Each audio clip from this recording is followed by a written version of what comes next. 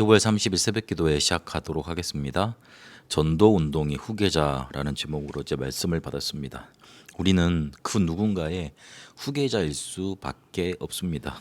3, 4대가 함께 하면서 언약이 전달되고 하나님의 역사가 일어났고, 그리고 우리는 앞선 세대를 통해서 문제 해결 방식도 배우고 어떻게 일을 헤쳐나가야 될까, 그런 모든 것들을 배우기 때문에 그렇습니다.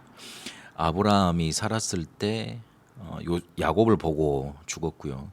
그리고 이삭이 살아있을 때 요셉을 보고 죽었습니다. 실제로 3, 4대가 함께하며 언약이 전달되는 그런 일들이 성경에는 많았습니다. 우리 1세대 전도자들의 시간이 얼마 남지 않았습니다. 그들이 어떤 마음으로, 어떤 심정으로 이 복음 운동을 지속해 왔는지 우리가 알고 그 후계자로 인도를 받아야 될 겁니다. 2016년도에 원단 메시지를 통해 후대는 내 뒷모습을 보고 배운다, 그 말씀을 받았는데, 그 말씀이 제게 너무 이렇게 답으로 제 마음속에 부딪혀 왔습니다. 실제로 이제 모든 걸 그만둬야 되겠다는 그런 절대 불가능 상황 속에 처하게 됐었는데, 그때 하나님이 너는 문제 해결 방식을 어떤 걸로 하니? 과연 네가 앞에서 하는 말과 그리고 뒤로 보여주는 삶 통해 어떤 것이 너희 후대에게 전달이 되겠니 하는 메시지를 보게 하셨습니다. 우리가 실제로 고난, 환란 이런 문제들 닥쳐오면 거의 낙심해서 포기하거나, 아니면 왜 하나님이 내게 응답하지 않으시지 분노하거나, 아니면 다른 것으로 해결하려고 합니다. 그래서 우리가 앞에 하는 말은 능력이 없게 됩니다. 아무리 예수를 그리스도라고 말하고 복음의 능력이 있고 기도하라고 말을 하고 그리고 공부해서 뭐 잘하라 그래도 그 말은 그들에게, 우리 후대에게 문제 해결 방법으로 전달되어지지 않습니다. 우리가 하는 낙심, 우리가 하는 분노, 우리가 하는 다른 것들, 그 뒤로 보여주는 삶, 실제로 우리 속에 드러나는 그런 문제 해결 방식이 전달되는 겁니다. 우리는 보는 것으로 우리의 속 상태가 만들어지고 그것이 우리의 삶을 결정하고 결국에 그의 운명과 우리의 여정이 되기 때문에 그렇습니다. 그래서 지금이라도 우리가 언약 붙잡고, 여기서 낙심할 게 아니라 하나님의 언약을 붙잡고, 우리가 복음운동 속에 부름을 받았으니 이 복음운동의 후계자로 인도받아야 되겠다. 정말 복음을 내가 누려야 되겠다. 그리고 우리 후대에게는 예수가 그리스도라는 걸 내 체험을 통해, 내 삶을 통해 보여줘야 되겠다. 그런 결단이 있어야겠습니다.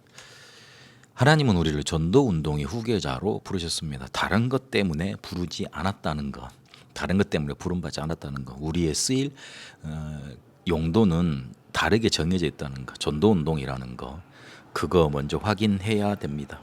디모데가 바울을 통해 복음을 받았는데, 복음을 깨닫게 됐는데, 실제로 바울이 어떤 눈물을 가지고 있고 어떤 것 때문에 그렇게 고난을 받고 핍박을 받았는지 알았습니다. 그래서 바울은 디모데를 보고 네 눈물이 어떤 것인지 안다, 그렇게 말을 합니다. 눈물은 우리 근본에서 나오는 겁니다. 실제로 슬픔, 상처, 원한에서 나오기도 하고 분노에서 나오기도 하고, 그리고 국률, 기쁨, 감격스러움 또 눈물 흘리지 않습니까? 그런데 디모데는 언약적인 한이 있었던 겁니다. 이 근본에서 눈물이 나왔습니다. 그래서 항상 주의 종의 기도 속에 있을 수 있었고 참된 눈물을 알았고, 그리고 예조모 로이스와 모친 유니게 속에 있었던 믿음이 그 안에도 있었던 것처럼 복음의 뿌리가 든든했던 사람이었습니다. 이 사람에게, 이 전도자의 자세, 갖춰야 될 기본에 대해서 말을 합니다. 영적인 군사로, 경계하는 자로, 농부하는 자로 살아. 군사는 부르신 자가 어떤 것을 기뻐할지 알고 해야 한다. 실제로 이유 없고 이유를 알고 다른 이유를 정말로 아는 그런 영적인 군사로 이렇게 일을 계속 하러 나가는 거죠.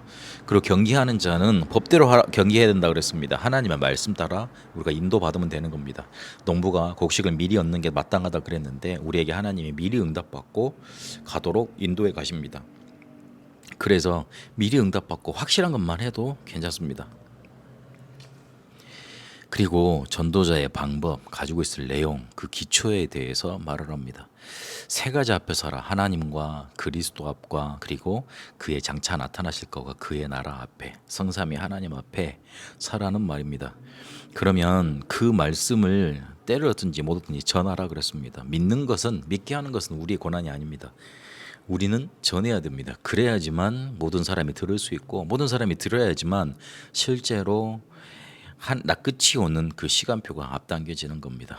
앞으로 고난 받는 일이 많겠지만 전도자로서 그 직무를 감당하라고 명하고 있는 겁니다.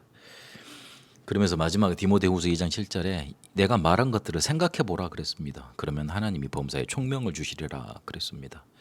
조금만 이 말씀을 붙잡고 내가 어떤 운동의 후계자, 어떤 운동 속에 부름 받았는가 알고 기도하면 하나님이 모든 것에 지혜를 주시고 이끄시는 응답이 넘쳐나게 되는 겁니다.